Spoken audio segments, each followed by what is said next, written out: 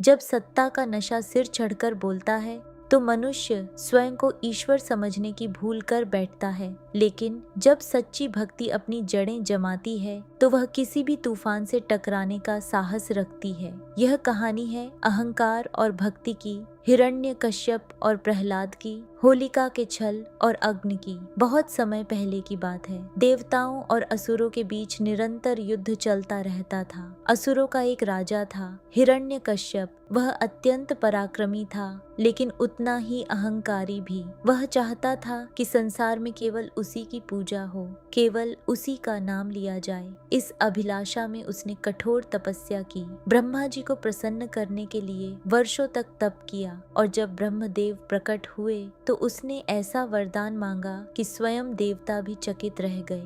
मुझे न कोई देवता मार सके, न कोई मानव, न दिन में, न रात में, न घर के भीतर, न बाहर, न किसी शस्त्र से, न किसी अस्त्र से। ब्रह्मा जी ने कहा, तथास्तु। बस फिर क्या था। हिरण्यकश्यप स्वयं को अमर समझ बैठा। अब उसे रोकने वाला कोई नहीं था। वरदान के घमंड में चूर होकर उसने अपने राज्य में भगवान विष्णु की भक्ति पर प्रतिबंध लगा दिया। वह स्वयं को ही भगवान कहलवाने लगा, लेकिन विधि का विधान कुछ और ही था। हिरण्यकश्यप का अपना ही पुत्र प्रहलाद भगवान विष्णु का परम भक्त था। बचपन से ही उसने विष्णु भक्ति को अपना जीवन बना लिया था। पिता ने लाख प्रयास किए, समझाया, डांटा, यहाँ तक कि दंड भी दिया, लेकिन प्रहलाद की भक्ति अडिग रही, अटल रही। अपने ही पुत्र द्वारा अपनी पूजा न किया जाना हिरण्यकश्यप के लिए सबसे बड़ा अपमान था। उसका क्रोध सीमा पार कर गया। उसने सैनिकों को आदेश दिया,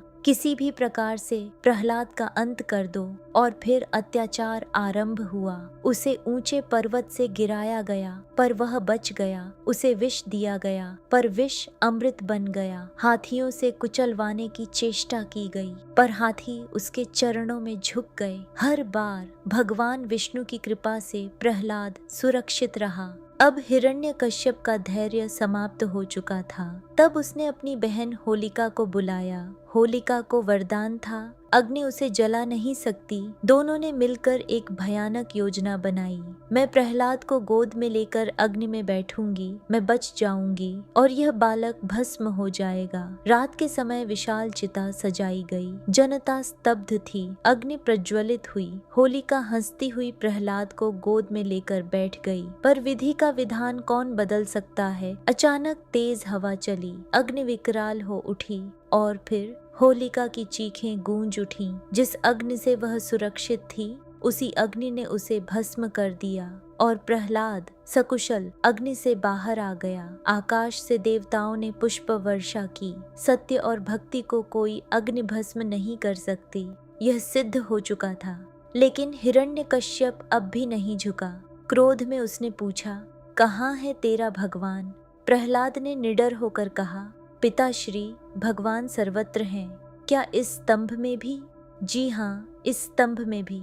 हिरण्यकश्यप ने क्रोध में स्तंभ पर प्रहार किया और तभी भीषण गर्जना हुई। स्तंभ फट गया और वहां प्रकट हुए भगवान विष्णु का नरसिंह अवतार। आधा मानव आधा सिंह। भीषण युद्ध हुआ और अंततः संध्या समय द्वार की चौखट पर न दिन में, न रात में, न भीतर, न बाहर, न शस्त्र से, न अस्त्र से भगवान नरसिंह ने अपने नखों से हिरण्यकश्यप का अंत कर दिया। अधर्म का नाश हुआ, सत्य की विजय हुई।